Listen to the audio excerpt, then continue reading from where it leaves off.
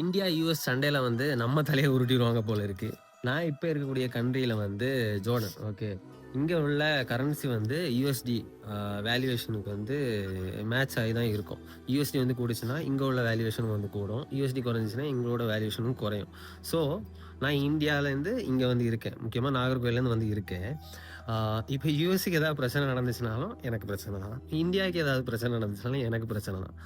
இப்போ யுஎஸ் வந்து ட்ரம்ப் வந்து ஏற்கனவே வந்து 25% டாரிஃப் வந்து ஆகஸ்ட் 7லேருந்து போட போறேன் அப்படின்னு சொல்லியிருந்தாரு.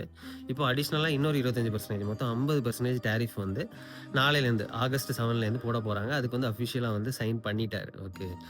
நாளைக்கு வந்து ஸ்டாக் மார்க்கெட் வந்து கிராஷ் ஆகுறதுக்கு வாய்ப்பு இருக்கு. நிஃப்டி வந்து ஒரு 500 பாயிண்ட்ஸ், அடுத்து வந்து சென்செக்ஸ் வந்து ஒரு 1500 டூ 2000 பாயிண்ட்ஸ் கூட விழுறதுக்கு வாய்ப்பு இருக்கு. இந்த மாரி பிரச்சனை எல்லாம் எப்ப சால்வ் ஆகும்னு தெரியல. நீங்க என்ன நினைக்கிறீங்கன்னு சொல்லிட்டு கமெண்ட் பண்ணுங்க.